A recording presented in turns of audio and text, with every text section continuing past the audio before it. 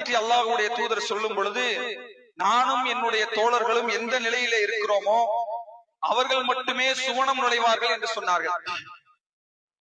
எனவே அன்புள்ள சகோதரர்களே, இன்றைக்கு சர்வ சாதாரணமாக நாம் பார்க்கிற ஒரு செயல் என்ன என்று சொன்னால், இன்றைக்கு வளர்ந்திருக்கிற இந்த முகநூல், மீடியா, யூடியூப் என்கிற போர்வையிலே குர்ஆன் சுன்னாவை பேசுகிறோம் என்று சொல்லி மக்களை வழிகெடுக்கக்கூடிய எத்தனையோ இஸ்லாமிய தாயிக்கள் என்று சொல்லக்கூடியவர்களை பார்க்கிறோம். எந்த அளவுக்கு பேசுறாங்க அப்படின்னா, தனக்கு ஒரு விஷயத்தை பற்றி எந்த அறிவும் இல்லாமல் அதை பற்றி மக்களிடத்திலே உறுதியாக பத்துவா கொடுக்கக்கூடிய முஸ்லிம் யூடியூபர்களை, பேஸ்புக்ல வலம் வந்து கொண்டிருக்கிற இஸ்லாமிய தாயிக்களை பார்க்கிறோம். அன்புள்ள சகோதரர்களே, இது சம்பந்தமாக நாம் மிகவும் கவனமாக இருக்க வேண்டிய ஒரு நேரம் இது. ஏனென்று கேட்டால், இந்த சமுதாயத்திலே உலமாக்கள், மார்க்கம் அறிந்தவர்கள், குர்ஆன் சுன்னாவை பேசுபவர்கள் என்று சொல்பவருக்கு ஒரு மதிப்பில்லாத காலத்தில் செல்லுகிறோமோ என்கிற நிலையை நாம் சிந்திக்க தோன்றுகிறது. காரணம் என்ன என்று கேட்டால், நபிகள் நாயகம் ஸல்லல்லாஹு அலைஹி வஸல்லம் அவர்கள் சொன்னார்கள், மறுமை நாளை அல்லாஹ் ரப்பல் ஆலமீன் ஒரே அடியாக கல்வி எடுத்து விட மாட்டான். அல்லாஹ் எப்படி எடுப்பான் என்று கேட்டால், அந்த உலமாக்களை கைப்பற்றுவதன் மூலமாக அவனுடைய கல்வி அல்லாஹ் எடுப்பான் என்று சொன்னார்கள்.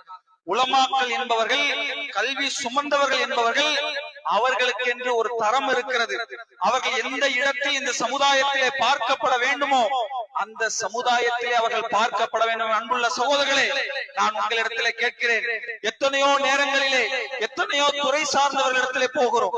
ஒரு மருத்துவம், ஒரு நோய் என்று சொன்னால் எல்லாரும் போய் ஒரு தலைவலி மாதிரி மற்ற ஆபரேஷனுக்கு போயிட மாட்டோம். தலைவலிக்குன்னு ஒரு டாக்டர் வச்சிருப்போம்.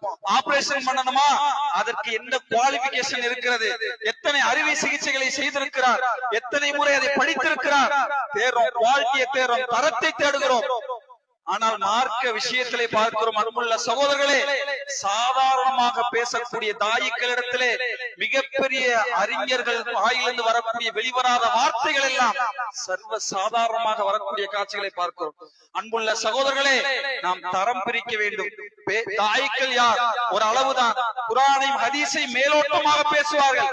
ஆனால் மார்க்க தீர்ப்பு ஒன்று வருகிற நேரத்திலே குர்ஆன் சுன்னாவை முழுவதுமாக படித்துவிட்டு அவர்கள் பேச மாட்டார்கள். ஏனென்றால் அதை துறை சார்ந்த அறிஞர்கள் தான் அதற்கான நேரத்தை ஒதுக்குவார்கள், காலத்தை ஒதுக்குவார்கள், அதற்காக அமர்வார்கள், அதற்காக தியாகம் செய்வார்கள். அவர்களை நாம் அடையாளம் காணாவிட்டால் சமூகத்துல யூடியூப்ல பார்க்கிறோம், சர்வ சாதாரணமாக பத்துவா எந்த அளவுக்கு என்று கேட்டால் அல்லாஹு அலம் என்று கூட சொல்ல மாட்டார்.